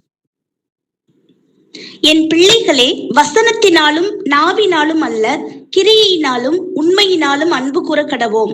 இதனாலே நாம் நம்மை சத்தியத்திற்கு உரியவர்கள் என்று அறிந்து நம்முடைய இருதயத்தை அவருக்கு முன்பாக நிச்சயப்படுத்திக் கொள்ளலாம். ஆமென். ஆமென். சோ கிரியையினாலும் உண்மையினாலும் அன்பு கூற கடவோம்னு சொல்லிட்டு திருப்பி இந்த இடத்துல வந்து வசனத்தை வந்துட்டு ஞாபகப்படுத்துறாரு. ஏன்னா வந்துட்டு இந்த இடத்துல வந்துட்டு அன்புங்கிறது வந்துட்டு ஒரு ஒரு ஒரு வார்த்தை கிடையாது, ஒரு சொல் கிடையாது. அது வந்துட்டு அது ஒரு செயல் ஆக்சுவலா. அதை நீங்க வந்து ஞாபகத்துல எப்பொழுதுமே வச்சுக்கோங்க அப்படின்னு சொல்லிட்டு அதுக்கு வந்து அர்த்தத்தையும் வந்துட்டு வேற ஒரு இடத்துல வந்து கர்த்தர் நமக்கு வந்து வசனத்தையே கொடுத்துருக்காரு. யாக்கோபு 4:14 சொல்லுது, ஆதலால் ஒருவன் நன்மை செய்ய அறிந்தவனாய் இருந்தும் அதை செய்யாமல் போனால் அது அவனுக்கு வந்து பாவமா இருக்கும்னு வந்து சொல்லியிருக்காரு. அப்ப நமக்கு ஒருத்தன் வந்துட்டு நன்மை செய்யணும், நன்மை செய்யணும் தெரியாம அவன் நன்மை செஞ்சா இது ரைட்டு தான், இது கர்த்தருக்கு பிடிக்கும், ஆனா அதை வந்துட்டு அவன் வந்து பர்பஸாவே செய்யாம போயிட்டான்னா அது அவனுக்கு பாவம் அப்படிங்கிறத வந்து கர்த்தர் ஞாபகப்படுத்துறாரு. அதை எப்படிங்கிறத பிராக்டிக்கலாவும் இன்னொரு வசனத்துல சொல்லியிருக்காரு. ஒருவன் வந்துட்டு 1 யோவான்ல 3:17 சொல்லியிருக்காரு, ஒருவன் இவ்வுலக ஆஸ்தியை உடையவனாக இருந்து தன் சகோதரனுக்கு குறைச்சல் என்று கண்டு தன் இருதயத்தை அவனுக்கு அடைத்து கொண்டால் அவனுக்குள் தேவ அன்பு நிலை கொள்ளுகிறது எப்படி? அப்ப இந்த வசனங்கள்ல பாத்தீங்கன்னாக்கா இந்த இடத்துல கர்த்தர் சொல்றாரு, சிறு பிள்ளைகள் வந்துட்டு வசனத்தை வாசிப்பாங்க தான், ஆனா வந்துட்டு அவங்களால வந்து பிராக்டிக்கலா வந்துட்டு எதையும் வந்து செய்யறதுக்கு அவங்களுக்கு வந்து ஞாபகம் இருக்காது. ஏன்னா வந்துட்டு அவங்க வந்து வசனத்துல வந்து கை கொள்ளாதனால அவங்களுக்கு வந்து அந்த அளவுக்கு வந்து பழக்கம் இல்லை. அதை மறுபடியும் யாராவது வந்துட்டு நாம வந்து ஞாபகப்படுத்தணும். நம்ம சபைக்குள்ள இப்படி இருந்தாங்கனாக்க அதை வந்துட்டு வசனத்தினாலையும் செய்யணும், கிருகையினாலையும் செய்யணும் அப்படிங்கிற ஒரு காரியத்தை வந்துட்டு இங்க வந்து கர்த்தர் வந்துட்டு ஞாபகப்படுத்துறாரு. 1 யோவான்ல 4:4 பிள்ளைகளே, நீங்கள் தேவனால் உண்டாயிருந்து அவர்களை ஜெயித்தீர்கள். ஏனெனில் உலகத்தில் இருக்கிறவனிலும் உங்களில் இருக்கிறவர் பெரியவர். ஆமென். ஆமென். சோ நீங்க வந்துட்டு இந்த உங்களில் இருக்கிறவர் பெரியவர் அப்படிங்கிறப்ப வானத்தையும் பூமியையும் உண்டாக்கின கர்த்தர் வந்துட்டு சிறு பிள்ளைகளே உங்களுக்குள்ளதான் இருக்கிறார். கர்த்தர் தான் உங்களுக்குள்ள இருக்கிறாரு. நீங்க வந்துட்டு பொல்லாங்கானவனை வந்துட்டு ஜெயிச்சிட்டீங்க. ஆனா நீங்க அதை வந்து மறந்துடாதீங்க அப்படின்னு சொல்லிட்டு நீங்க வந்துட்டு இந்த உலகத்தை விட்டு நீங்க வந்துட்டு, ஏன்னா கர்த்தராகிய இயேசு கிறிஸ்துவை ஏத்துக்கொள்றப்ப ஞானஸ்தானம் எடுக்கிறப்ப அந்த முதல் தடவை வந்து ஞானஸ்தானம் கொடுக்குறப்ப பேதுரு சொல்லுவாரு, இந்த விபச்சார சந்ததியை விட்டு விலகி உங்களை காத்து கொள்ளுங்கள் அப்படின்னு வந்துட்டு அறிவுரை சொல்றாரு. அப்ப நமக்குள்ள வந்து இயேசு கிறிஸ்து இருக்கிறப்ப நாம யார் கூட பழகுறோம், நம்ம சுற்றி இருக்கிறவங்க யாரு, அவங்க வந்துட்டு சத்தியத்துக்குள்ள இருக்கிறாங்களா இல்லையா, அப்படி இல்லைனாக்கா அவர்களே நமக்கு வந்து கண்ணியாக இருப்பாங்க. இததான் வந்து பழைய ஏற்பாட்டுல வந்துட்டு ஜோஷுவாவும் மோசையும் வந்துட்டு சபையாருக்கு இஸ்ரவேல் ஜனங்களுக்கு வந்துட்டு சொல்றாரு, நீங்க வந்து புறஜாதிகளோட எந்த காரியத்திலையும் நீங்க கலக்கக்கூடாது. அவங்களுடைய சாப்பாடு, அந்நிய தெய்வங்கள், அவர்களோட பெண் கொள்வது, எல்லா காரியங்களையும் நீங்க வந்துட்டு விலகி இருக்கணும். அவர்களோட நீங்க வந்துட்டு ஏதாவது ஒரு காரியத்துல நீங்க கலந்தீங்கன்னாக்க நீங்க வந்துட்டு உங்களுடைய ரட்சிப்பை இழந்துருவீங்க அப்படிங்கிறத வந்துட்டு அவங்களுக்கு அப்ப ஞாபகப்படுத்தின மாதிரிதான் கர்த்தர் வந்துட்டு நமக்குள்ள உங்களில் இருக்கிறவர், ஏனெனில் உலகத்தில் இருக்கிறவரிலும் உங்களில் இருக்கிறவர் பெரியவர். நமக்குள்ள யார் இருக்கிறா? கர்த்தராகிய இயேசு கிறிஸ்து இருக்கிறாரு. சோ அதனால வந்துட்டு குழந்தைகளை பார்த்துட்டு சகோதரரே, அதை 1 கொரிந்தியர் ஏற்கனவே வாசனம் தான் 14:20 சகோதரரே, நீங்கள் புத்தியிலே குழந்தைகளாய் இராமல் துர்குணத்திலே குழந்தைகளாகவும் புத்தியிலே வந்துட்டு தேறினவர்களாக இருங்கள் அப்படின்னு சொல்றாரு. சிறு பிள்ளைகள் வந்துட்டு அவங்களுடைய பிஹேவியர் எப்படி இருக்கும் அப்படிங்கிறத குறித்து ஒரு சில வசனங்கள்ல பார்த்தோம். நமக்குள்ளயும் இந்த மாதிரியான செயல்பாடுகள் இருந்துச்சுனாக்க, நாம வந்து கர்த்தர்ட்ட வந்து இதுக்காக வந்து ஜெபம் பண்ணுவோம். ஏன்னா வந்துட்டு அவரை அறிகிற அவருடைய கிருபையினாலும், அவரை அறிகிற அறிவினாலும் வளருங்கள்னு வந்து கர்த்தர் வந்து சொல்லியிருக்காரு. நாம வந்துட்டு ஒரு சிறு பிள்ளை போல இருக்கணும். எப்படி இருக்கணும்னாக்கா, அந்த அந்த வசனத்தின் மேல வந்துட்டு வாஞ்சையா இருக்கணும். ஞானப்பாலின் ஒரு குழந்தை எப்படி வந்து தாய்ப்பாலின் மேல வந்துட்டு வாஞ்சையா இருக்குதோ, அதே போல வந்துட்டு அந்த ஞானப்பாலாகிய திருவசனத்தின் மேல நம்ம வந்து வாஞ்சையா இருந்து, நாம வந்து அடுத்தடுத்த நிலைக்கு நாம வந்துட்டு வளரணும். அடுத்த நிலை வந்து நம்ம வந்து பார்ப்போம். இது வந்துட்டு ஒரு வாலிப வளர்ச்சி நிலை. எப்படி வந்துட்டு ஒரு ஒரு குழந்தை வந்துட்டு வளர்ந்து அடுத்து வந்து ஒரு சிறு பிள்ளையா மாறுதோ, அதே போல அந்த சிறு பிள்ளை வளர்ந்து வந்துட்டு ஒரு வாலிப பருவத்துக்கு வந்து போகும். இந்த வாலிப பருவங்கிறது வந்துட்டு நம்ம மாமிசத்தின்படி வந்துட்டு ஒரு 18 வயசுல இருந்து 30 வயசு அப்படிங்கிற மாதிரி கணக்கெல்லாம் இங்க கிடையவே கிடையாது. இது ஆவிக்குரிய ரீதியில பாக்குறப்ப வந்துட்டு 65, 70 வயசு ஒரு ஒரு ஒரு ஒரு வயதுடையவர் வந்துட்டு இன்னமும் வந்துட்டு ஒரு குழந்தையாவும் இருக்கலாம், சிறு பிள்ளையாவும் இருக்கலாம். அதே போல வந்துட்டு ஒரு 18 இருந்து ஒரு 30 வயசு உள்ள ஒரு வாலிபன் வந்துட்டு இந்த ஆவிக்குரிய வளர்ச்சி அடைஞ்ச முதிர்ச்சி அடைஞ்ச நிலையிலயும் இருக்கலாம். இது வந்து நம்ம வந்துட்டு வயசை குறிச்சு இங்க பார்க்கல. அவங்க வந்து ஆவிக்குரிய ரீதியில எந்த அளவுக்கு வந்து வசனத்தின்படி வளர்ந்திருக்கிறாங்க அப்படிங்கிறத வந்துட்டு நாமே வந்து நிதானிச்சு பார்ப்போம். ஏன்னா இன்னைக்கு வந்து அந்த வாலிப பருவங்கிறது நம்ம வந்து எக்ஸாம்பிளுக்கு எடுத்துக்கிறது வந்து ஒரு காலேஜுக்கு போறவங்க, இல்ல ஒரு வேலைக்கு படிச்சு முடிச்சுட்டு ஒரு வேலைக்கு போறவங்க. அவங்க எப்படி இருப்பாங்கன்னாக்கா, அவங்க தங்களை தாங்களே வந்து பராமரித்துக் கொள்வார்கள். அவங்களுக்கு வந்து மத்தவங்களோட ஒரு கைடன்ஸ் தேவையில்ல.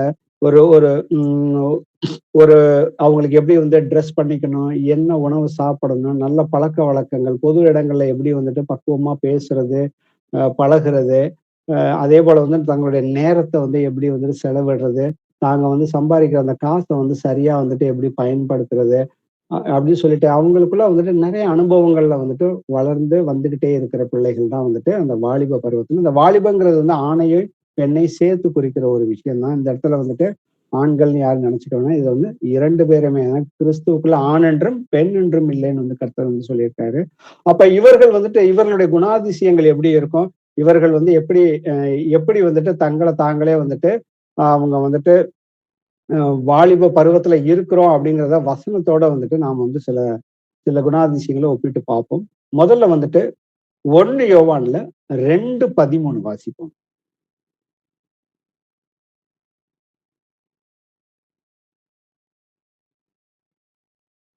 1 யோவான் 2:13. பிதாக்களே, ஆதி முதல் இருக்கிறவரை நீங்கள் அறிந்திருக்கிறதினால் உங்களுக்கு எழுதுகிறேன். வாலிபரே, பொல்லாங்கனை நீங்கள் ஜெயித்ததினால் உங்களுக்கு எழுதுகிறேன். பிள்ளைகளே, நீங்கள் பிதாவை அறிந்திருக்கிறதினால் உங்களுக்கு எழுதுகிறேன். ஆமென். ஆமென். இந்த இடத்துல வந்துட்டு வாலிபரே, பொல்லாங்கானை நீங்கள் ஜெயிச்சதினால் உங்களுக்கு எழுதுகிறேன் அப்படின்னு வந்து இங்க வந்து யோவான் சொல்றாரு. அந்த வாலிபத்துல இருக்கிறவங்க வந்துட்டு அந்த ஆவிக்குரிய ரீதியில பாத்தீங்கன்னாக்க பிசாசானவனை வந்துட்டு அவங்க பிசாசானவன பாவத்தை மேற்கொள்றதுல வந்துட்டு அவங்க வந்து வெற்றி அடைஞ்சிருக்கிறாங்க அப்படிங்கிறத வந்துட்டு இங்க வந்துட்டு யோவான் வந்துட்டு அவர் இங்க வந்து மென்ஷன் பண்ணியிருக்காரு.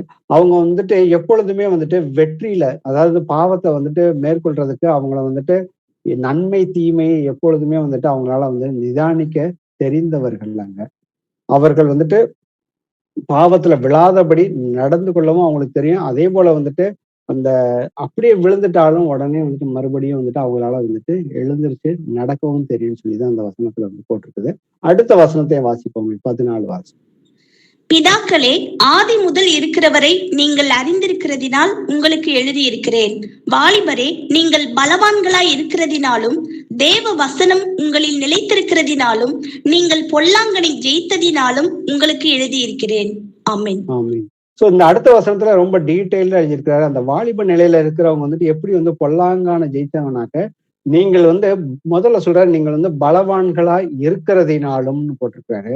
அப்ப கர்த்தர் வந்து நமக்கு வந்து ஒவ்வொருத்தருக்குமே வந்துட்டு 2 தீமோத்தி 1:7 சொல்றபடி வந்து கர்த்தர் நமக்கு வந்து பயமுள்ள ஆவியை கொடுக்கல, பலமும் அன்பும் தெளிந்த புத்திய ஆவியை வந்து கொடுத்திருக்கிறாரு.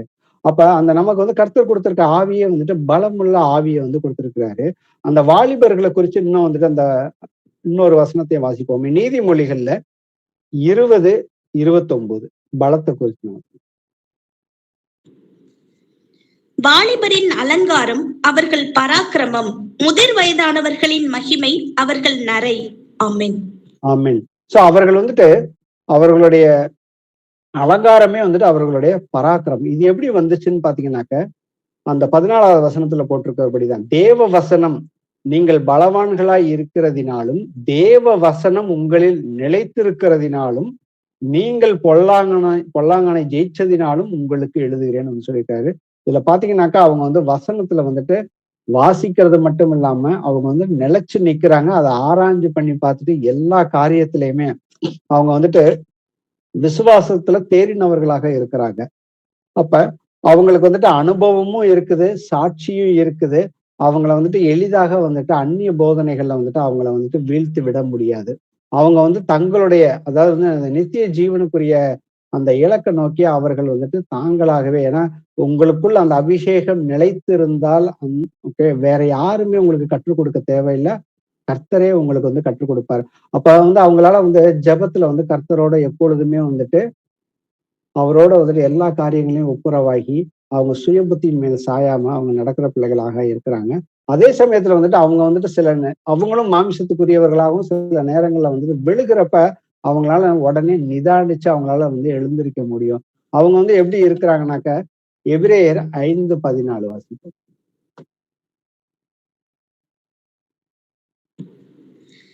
வளமான ஆகாரமானது நன்மை தீமை இன்னதென்று பயிற்சியினால் பகுத்தறியத்தக்கதாக முயற்சி செய்யும் ஞானேந்திரியங்களை உடையவர்களாகிய பூரண வயதுள்ளவர்களுக்கே தகும். ஆமென். ஆமென். சோ இவர்கள் வந்துட்டு பலமான ஆகாரத்தை தான் வந்துட்டு உண்றாங்க. அப்போ பலமான ஆகாரம்ங்கிறது வந்துட்டு முழுக்க முழுக்க அந்த தேவனுடைய வசனத்துல இவங்க எப்பொழுதுமே வந்துட்டு நிலைத்திருக்கிறார்கள். அப்ப நிலைச்சிருக்கிறப்ப அவங்க ஒவ்வொரு காரியத்தையுமே வந்துட்டு பகுத்து அறிகிறார்கள்னு சொல்றாரு. எது உண்மை, எது பொய், எது நன்மை, எது தீமைன்னு சொல்லி ஒவ்வொரு காரியங்களையும் வந்துட்டு அவங்களால வந்துட்டு நிதானிக்க முடியும். கள்ள போதகர்கள் யாரு, கள்ள தீர்க்கதரிசிகள் யாரு, எல்லாமே வந்துட்டு அவங்களால வந்துட்டு வசனத்தை வச்சே வந்துட்டு அவர்களுடைய கனிகள்னால வந்துட்டு அவர்களால வந்துட்டு அறிந்து கொள்ள முடியும். இவர்கள் இப்பேற்பட்டவர்களாக இருக்கிறார்கள்னு சொல்லியிருக்கிறாங்க. இன்னொரு வசனம் வாசிப்போமே. சங்கீதம் 119 163. பொய்யை பகைத்து அருவருக்கிறேன், உம்முடைய வேதத்தையோ நேசிக்கிறேன். ஆமென். ஆமென். சோ இந்த வசனத்தின்படி பாத்தீங்கன்னாக்க, நான் வந்துட்டு பொய்ய வந்துட்டு நான் வெறுக்கிறேனாக்க, பொய்ய நான் உண்மையிலேயே பிராக்டிக்கலா வந்துட்டு நான் வந்து வெறுத்து தள்ளணும்னாக்க, நான் வந்துட்டு கர்த்தருடைய வசனத்தை நேசிச்சா மட்டும்தான் வந்துட்டு நான் வந்து பொய்ய வந்துட்டு வெறுக்க முடியும். அப்படி இல்லைன்னா நாம வந்துட்டு சும்மா வந்துட்டு ஏசப்பா நான் பொய் சொல்லிட்டேன், நான் மன்னிச்சிருங்க அப்படின்னு வந்து நாம வந்து பேருக்கு தான் வந்துட்டு பாவ அறிக்கை பண்ண முடியும் இல்லையா? அதை விட்டு விடணும். அதை வந்து பொய்யை பகைத்து அருவருக்கிறேன் அப்படின்னு சொல்றப்ப வந்துட்டு, அப்போ வந்துட்டு வேதத்தை வந்து நான் வந்து நேசிக்காம வந்துட்டு பொய் சொல்றது வந்து விடுறது வந்து பிராக்டிக்கலா வந்துட்டு எல்லா நேரங்களையும் முடியாது.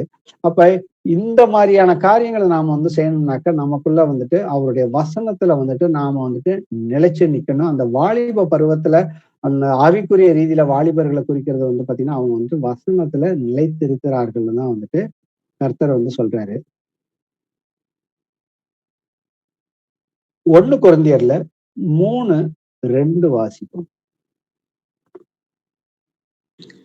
நீங்கள் பலன் இல்லாதவர்கள் ஆனதால் உங்களுக்கு போஜனம் கொடாமல் பாலை குடிக்க கொடுத்தேன். இன்னமும் நீங்கள் மாம்சத்துக்கு உரியவர்களாய் இருக்கிறபடியால் இப்பொழுதும் உங்களுக்கு பலன் இல்லை. ஆமென். ஆமென். சோ அப்போ வந்துட்டு இவர்கள் வந்துட்டு குழந்தைக்குரியவங்க, அந்த சிறு பிள்ளைகள்ல எல்லாருமே வந்துட்டு பாலை குடிக்கிறவர்கள் தான். அடிப்படையான சுவிசேஷத்துலதான் இருக்கிறாங்க. வசனங்களை வாசிக்கிறாங்க. ஆனா அதை வந்து பிராக்டிக்கலா செய்யறப்ப அவங்க வந்துட்டு பிராக்டிக்கலா செய்யறதுக்கே வரதில்லை. ஏன்னா வந்துட்டு இன்னைக்கு வந்து நம்ம வந்து இந்த குழந்தைகளும் சிறிய கிறிஸ்துவுக்குள்ள குழந்தைகள், அது சிறு பிள்ளைகளுக்குரிய வசனங்கள், அநேக வசனங்கள் இன்னைக்கு வந்துட்டு புதிய ஏற்பாட்டுல இருக்குது. ஆனா வந்துட்டு அந்த வாலிப நிலையில உள்ள வசனங்களும், அதே போல பிதாக்களுக்குரிய அந்த முதிர்ச்சி அடைந்த பூரண வயது உள்ளவர்களுக்குரிய வசனங்கள் பாத்தீங்கன்னா ரொம்ப கம்மியான வசனங்கள் தான் இருக்குது.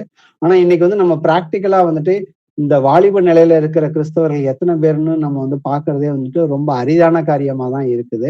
அப்ப நாம வந்துட்டு அந்த நிலையில வந்து இருக்கிறோமா இல்லையாங்கிறத நாமே வந்துட்டு நிதானிச்சு பார்ப்போம்.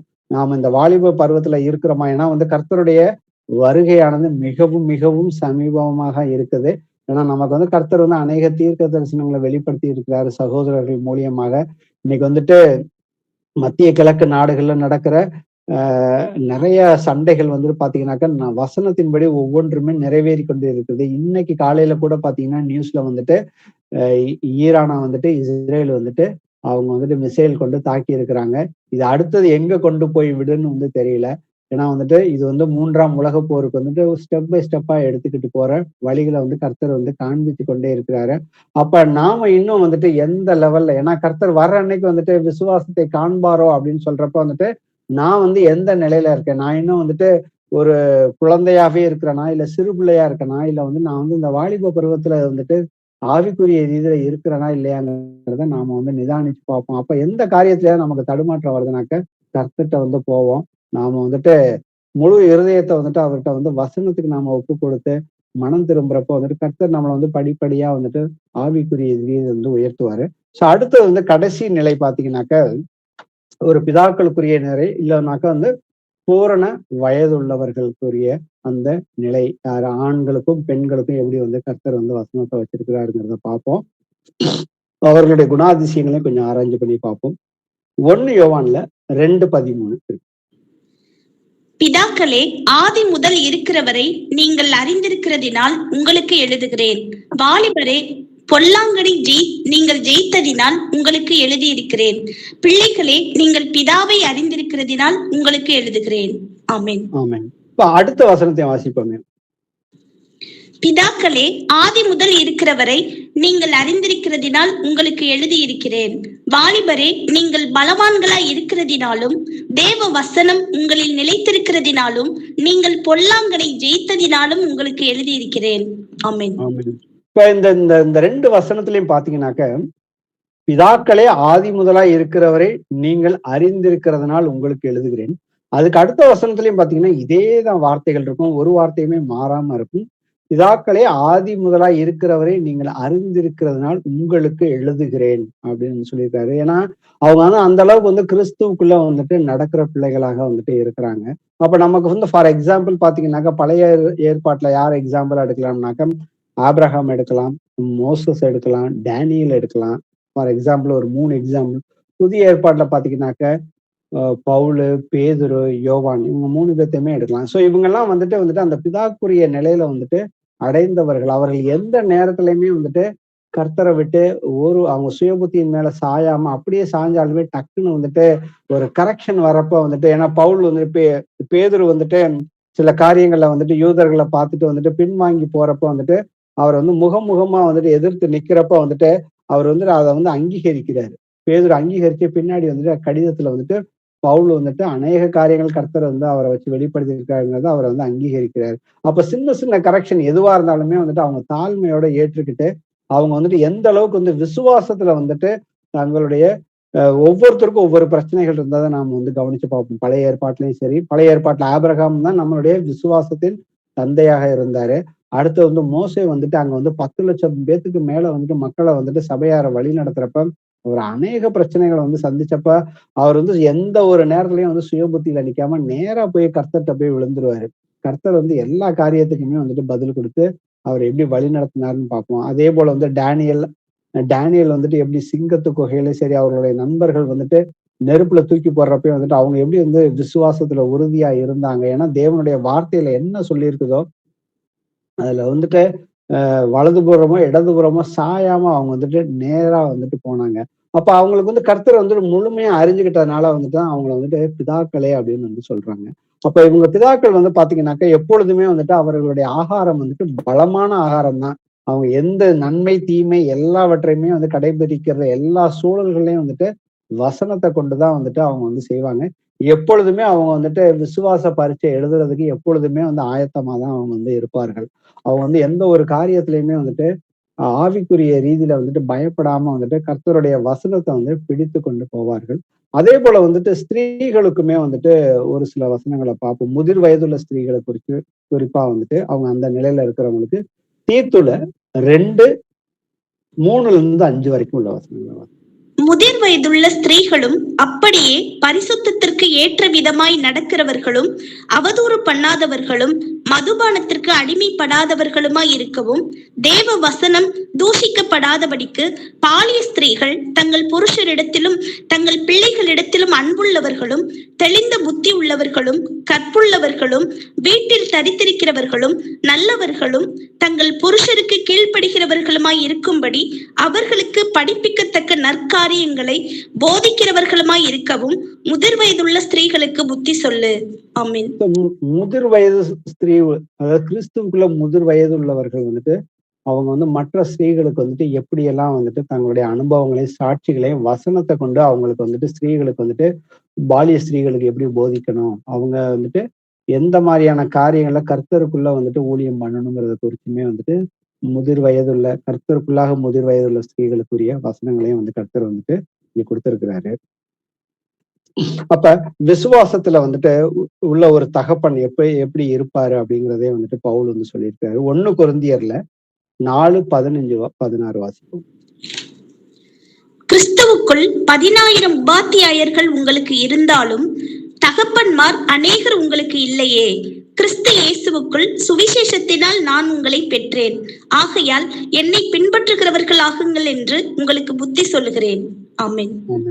இங்க வந்துட்டு கொரிந்தி சபைக்கு அவர் வந்து, நான் வந்துட்டு மற்ற சபைகளை மற்றவர்களை பார்க்கல, நான் வந்துட்டு உங்களை நான் வந்துட்டு கிறிஸ்துவுக்குள்ளாக சுவிசேஷத்தினாலே நான் பெற்றேன்னு சொல்லி அங்க வந்து அநேக வருஷங்கள் வந்து கொரிந்து மக்களோட இருந்து கொரிந்து சபையோட இருந்து அவங்களை வந்துட்டு ஒவ்வொரு காரியங்களையும் வந்துட்டு வழி நடத்துறாரு. அவர் வெளியே மற்ற ஊர்களுக்கு போனாலும் அவங்களுக்கு வந்துட்டு முதல் 2 நிருபங்களை எழுதிட்டு அநேக காரியங்களை குறித்து நமக்கு வந்து இங்க வந்து வெளிப்படுத்தியிருக்காரு.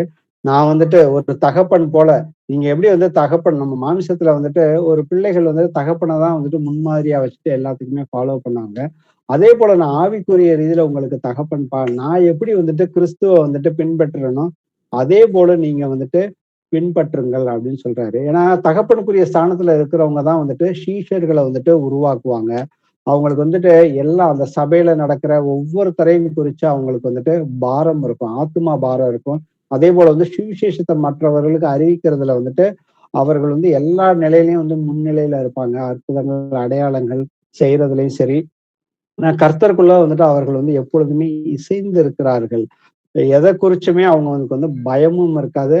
ஆனா வந்துட்டு யாராவது வந்து சபையில வந்து பின்வாங்கி போறாங்க, ஏன்னா வந்துட்டு நமக்கு இதே வந்துட்டு நம்ம யோவான் வந்து எழுதியிருப்பார் கடிதத்துல வந்துட்டு, அந்த 3 கடிதங்களை பாத்தீங்கன்னாக்க அவர் வந்துட்டு அவரை அந்த சபையில வந்து ஒரு சில பேரை வந்து அவர் வந்து கர்த்தருடைய வார்த்தைக்கு எதிர்த்து நின்று நம்மளையும் எதிர்த்து நின்றார்கள், நம்மளை விட்டு பிரிந்து போனார்கள்ங்கிறப்ப வந்துட்டு அவர்களுக்காக வந்துட்டு அவர் வந்து பாரப்படுறாரு. அவர்களை குறிச்சு நம்ம வந்துட்டு ஜாக்கிரதையா இருக்குன்னு சொல்லிட்டு அந்த விசுவாசத்துல வளர்ந்து வரவங்களுக்கு வந்துட்டு புத்தி வந்து சொல்றாங்க. அப்ப அவங்க வந்துட்டு பிதாக்கள் வந்து எப்பேற்பட்ட பாரம் அவங்களுக்கு இருக்குதுங்கிறதையும் வந்துட்டு பவுல் வந்து நம்ம ஏற்கனவே முதல் வசனமா வாசிச்சதான், என் சிறு பிள்ளைகளே கிறிஸ்து உங்களிடத்தில் உருவாகும் அளவும் உங்களுக்காக மறுபடியும் வந்து கர்ப்ப வேதனை படுகிறேன்னு வந்து சொல்றாரு. அப்ப ஒருத்தர் வந்து கிறிஸ்துவுக்குள்ளாக வந்து பின்வாங்கி போயிட்டாங்கன்னாக்கா அவங்கள வந்து மறுபடியும் வந்துட்டு அவங்க வந்து மறுபடியும் கிறிஸ்துவுக்குள்ள வரணும்னு சொல்லி அவங்களுக்காக வந்துட்டு ஜபத்துல வந்துட்டு தாங்கி வந்து பிடிக்கிறாரு. சோ அதெல்லாம் வந்து யார் செய்வார்னாக்க அந்த அந்த பூரண வயது உள்ளவங்க, அந்த கிறிஸ்துவுக்குள்ளாக வந்துட்டு முகமுகமா எப்படி வந்து மோசஸ் வந்துட்டு முகமுகமா நான் வந்து தேவனோட பேசினார்னு போட்டிருக்கோம், அதே போல வந்துட்டு நாமளும் வந்துட்டு இந்த நிலைக்கு வந்து வளரணும். ஏன்னா இன்னைக்கு வந்து இந்த நிலையில வளர்ந்தவங்க வந்துட்டு ரொம்ப வந்து சொற்பமான எண்ணிக்கையில தான் இருக்கிறாங்க. அது கர்த்தருக்கு தான் தெரியும். ஆனா நாம வந்துட்டு நாமே வந்துட்டு நிதானிச்சு பார்க்கணும். ஏன்னா வந்துட்டு அந்த ஆவிக்குரிய தந்தையா இருக்கிறவங்க வந்துட்டு இன்னைக்கு வந்துட்டு ஒவ்வொருத்தருக்காகவும் விசுவாசிகள் ஒவ்வொருத்தருக்காக சபையில பாத்தீங்கன்னாக்கா அவங்களுடைய பிரச்சனைகள் ஒவ்வொரு பிரச்சனைகளும் தங்களுடைய சொந்த பிரச்சனைகளாக எடுத்துக்கிட்டு அவங்களுக்காக வந்துட்டு ஆவிக்குரிய ரீதியில வந்துட்டு ஆலோசனை சொல்லி அவங்களுக்காக ஏகப்பட்ட நேரத்தையும் வந்துட்டு செலவு செய்வார்கள். எதையுமே எதிர்பார்க்க மாட்டாங்க.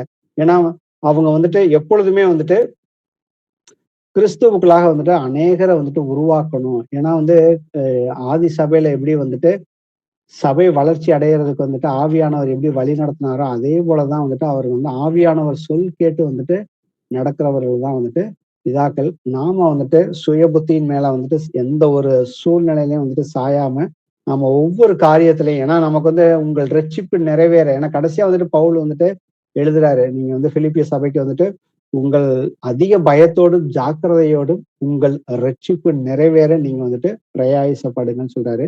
சோ இப்ப இந்த பிதாக்குழுவுடைய நிலையில இருக்கிறவங்க, இந்த வாலிப நிலையில இருக்கிறவங்களுக்கு எல்லாம் பாத்தீங்கன்னாக்க, அவங்களுக்கும் நம்மளை போல வந்து மாமிசத்துல இருக்கதான் இடர்கள் வரும். ஆனா அவர்கள்லாம் வந்துட்டு விழுந்தா ஏதாவது ஒரு தவறு செய்யறப்ப வந்துட்டு உடனே வந்துட்டு அவங்க வந்துட்டு யாருமே வந்து இப்ப உலகத்துல வந்து பர்ஃபெக்ட் கிடையாது வசனத்தின்படி. ஆனா வந்துட்டு அவர்களுக்குள்ள தேவ வசனம் வந்துட்டு நிலைத்து இருக்கிறதுனால அவர்கள் எந்த ஒரு மாமிச காரியங்கள்ல விழுந்தாலும் அவங்க மறுபடியும் வந்துட்டு அவங்களாவே ஆட்டோமேட்டிக்கா வந்து கிறிஸ்துவுக்குள்ளாக ஏன்னா கர்த்தருடைய ஆவி எங்க இருக்கிறதோ அங்க விடுதலை உண்டு.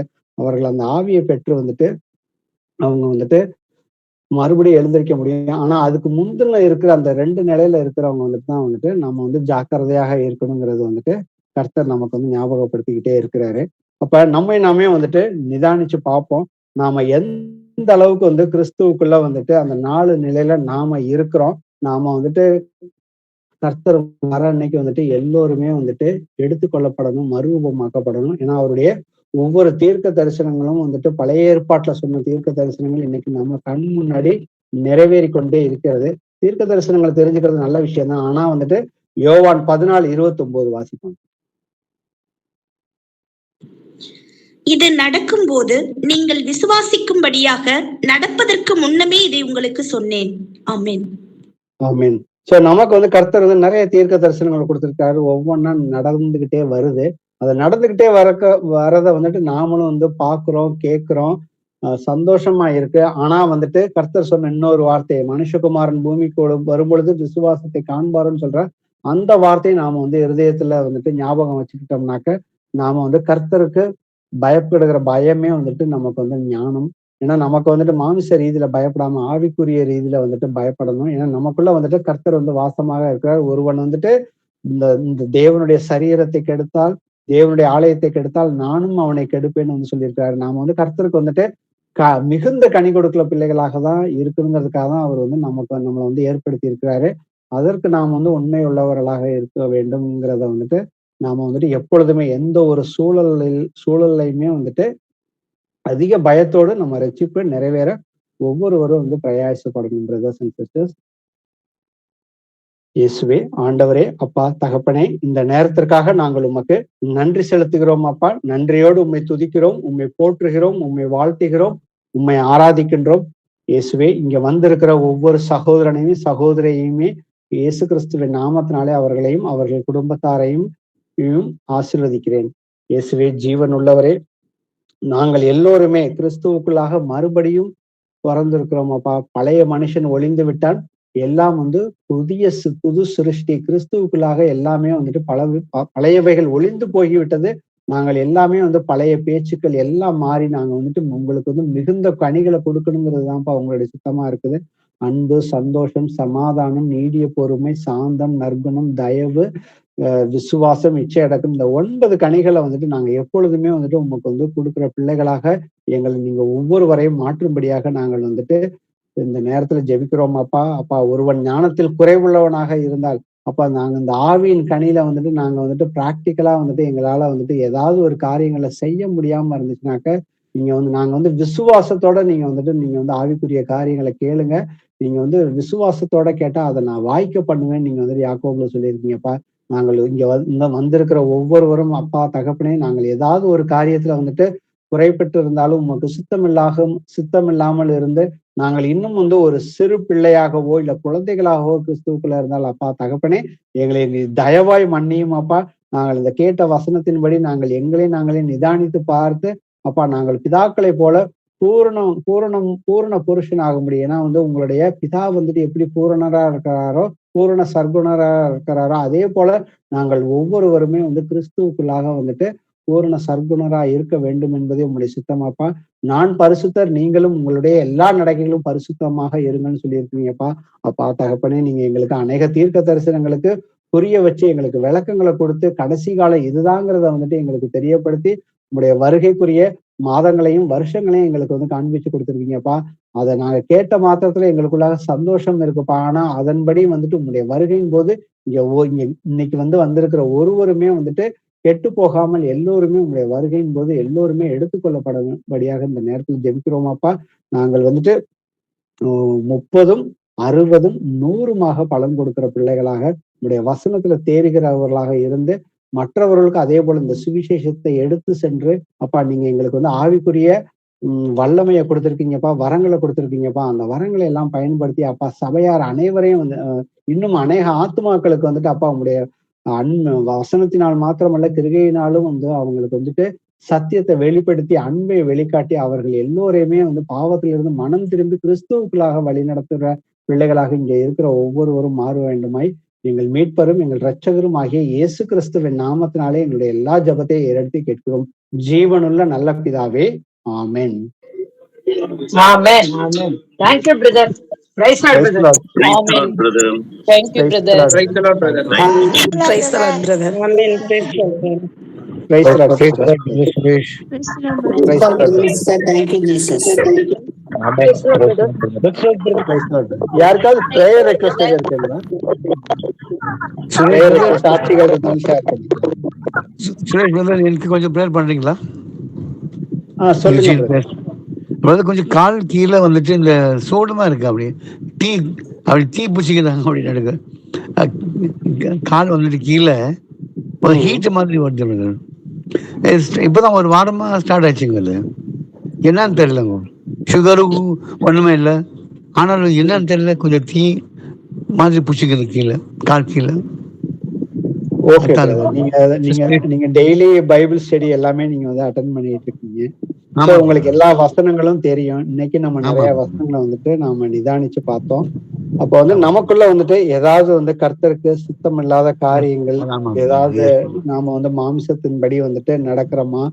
ஏன்னா மாம்சமும் வந்து ஒன்றுக்கு ஒன்று வந்துட்டு எதிராதான் எப்பொழுதுமே இருக்குன்னு சொல்லியிருக்காரு. ஆனா அத வந்துட்டு கர்த்தருடைய ஆவி நமக்குள்ள இருக்கிறாரு. அதை வந்து கண்டிப்பா வந்துட்டு மேற்கொள்ள முடியும்னு வந்துட்டு நமக்கு வந்து சத்திய ஆவியானவர் எப்பொழுதுமே வந்துட்டு சபைகள் மூலியமாக சாட்சிகள் மூலியமாக நமக்கு வெளிப்படுத்தி கொண்டே இருக்கிறாரு. அப்படி உங்களுக்கு ஏதாவது ஒரு காரியங்கள்ல நீங்க வந்து நிதானிச்சு பாருங்க. நம்ம வந்து இப்ப வந்து பண்ணுவோம். கண்டிப்பா. இயேசுவே ஆண்டவரே, அப்பா தகப்பனே, இதோ சகோதரர் யூஜின் பிரதரை இயேசுவின் பரிசுத்த நாமத்தினாலே ஆசீர்வதிக்கிறேன். அப்பா நீர் பரிசுத்தர், என்றென்றுமே பரிசுத்தராக இருக்கிறீரப்பா. எங்கள் எல்லோரையுமே உங்களுடைய பரிசுத்தத்துக்கு அழைச்சு அப்பா உம்முடைய வசனத்தை கொடுத்து நீ உங்களுடைய வல்லமையையும் கொடுத்துருக்கீங்கப்பா. உங்களுடைய வரங்களையும் நீங்க வந்துட்டு வியாதியஸ்தர்களுக்காக ஜெபம் பண்ணுங்கள். எங்கு 2 3 கூடி பூமியிலே ஒருமனப்பட்டு ஒரு காரியத்துக்காக ஜெபம் பண்ணுகிறார்களோ அங்க வந்துட்டு கண்டிப்பா ஜெபத்தை கேட்டு கர்த்தருடைய ஆவி எங்க இருக்கிறதோ அங்க முழு விடுதலை உண்டு. அப்பா நாங்கள் எந்த சகோதரர் எந்த காரியத்தினாலும் அப்பா உமக்கு உங்களுடைய வசனத்துக்கு விரோதமாக அவர் வந்து நடந்திருந்தாலும் அப்பா தகப்பனே அவருக்கு எல்லாவற்றையுமே நீங்க ஞாபகப்படுத்தி முழுமையாக வந்துட்டு யாருடனையாவது மனக்கசப்பாவோ இல்ல வந்துட்டு நமக்கு சுத்தமில்லாத காரியங்களில் ஈடுபட்டு இருந்தாலும் அப்பா தகப்பனே எல்லாவற்றிலும் வந்து அவர் முழுமையாக மனம் திரும்பி உம்மிடத்துல ஒப்புரவாவதற்கு அப்பா நீங்க வந்து வழியை காட்டுங்கப்பா. அப்பா இதோ உம்மால் கூடாத காரியம் ஒன்றுமில்லை. உம்முடைய தழும்புகளால வந்து சகோதரர் ஏற்கனவே சுகம் அடைந்து விட்டார் என்பதை நாங்க விசுவசிக்கிறோம் அப்பா. இயேசு கிறிஸ்துவின் நாமத்தினால சகோதரருக்கு அந்த காலில் வந்துட்டு வலியையும் மற்ற உபாதைகளையும் கொண்டு வருகிற எல்லா பொல்லாத சாத்தானையும் பிசாசையுமே இப்பொழுதே இந்த நொடி பொழுதே இயேசு கிறிஸ்துவின் நாமத்தினாலே வெளியே போயின்று கட்டளை இடுகிறேன். அப்பா தகப்பனே இதோ சகோதரர் வந்து இன்னும் விசுவாசத்துல அதிகமா வந்துட்டு ஏதாவது விசுவாச வளர்ச்சியில குறைபாடு இருந்தால் அப்பா தகப்பனே உடைய வசனத்தின் மூலியமாக அவரை வந்துட்டு இன்னும் வந்துட்டு அவரை உறுதிப்படுத்தி அப்பா அவர் வந்து 4 பேத்துக்கு வந்து ஜெபம் பண்ணுகிற பிள்ளைகளாக அவரை வந்துட்டு பூரண புருஷராக மாற்றும்படியாக அந்த நேரத்துல ஜெபிக்கிறோம் அப்பா. அப்பா நாங்கள் எல்லோருமே வந்துட்டு ஒரு குழந்தைகளாக தான் இருந்து வளர்ந்து கொண்டே வருகிறோம் அப்பா. நாங்கள் இன்னும் என்னென்ன காரியங்களை எங்களுக்கு மாற்றங்கள் தேவையோ அதை எல்லாவற்றையும் நீரே வெளிப்படுத்துங்கப்பா. நீங்க வந்து உம்மால் கூடாத காரியம் ஒன்றுமில்லை. சகோதரருக்கு நீ முழு சுகத்தை கட்டளையிட்டதற்காக உமக்கு கொடான கொடி நன்றிகளை ஏறெடுக்கும் ஜீவனுள்ள நல்ல பிதாவே, ஆமென். Thank you, brother. Thank you, Lord. Thank you, Jesus. Thank you, Father. Thank you, Jesus. Thank you, brother. Praise the Lord. Praise the Lord. Praise the Lord.